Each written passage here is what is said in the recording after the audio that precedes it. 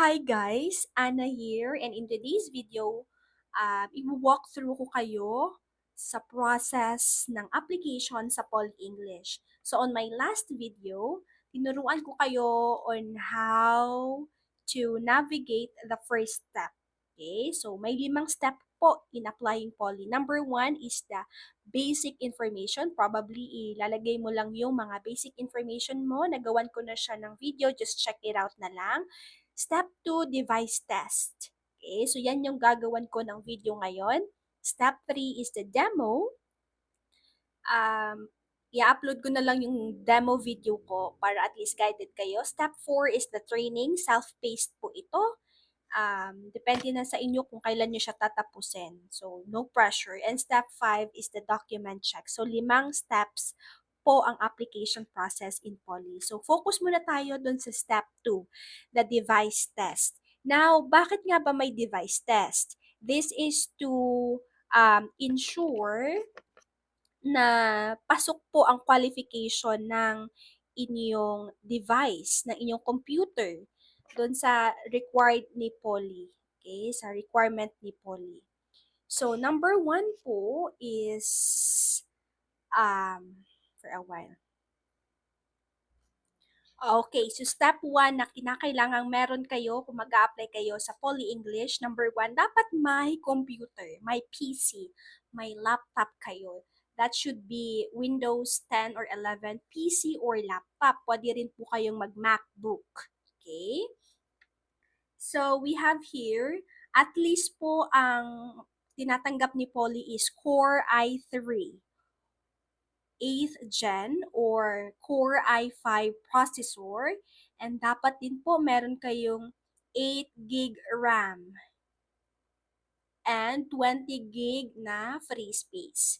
So, yan po ang mga hinihinging qualifications ni Poly sa step 2 na device test. So, iisa-isahin natin. Uulitin ko po, number 1, ang CPU processor mo should be Intel Core i3 8th Gen or higher, or Core i5 8th Gen or higher. Okay? Yung memory po ng RAM nyo should be 8 gig. Minimum po yun. Kung higher, much better. Ang operating system po should be Windows 10 or higher. Pwede rin po yung Mac OS 10.15 or higher. Okay. Basta, wag lang bababa dun sa mga qualifications. Go na yon. Tatanggapin yun ni Paul. Okay. Minimum storage po dapat ng inyong PC or laptop should be 20 gig available space. Bakit po? Kasi kapag naging regular teacher na kayo, magda-download po kayo ng Poly app, Poly English app. Okay? Si Poly English po ay masariling platform.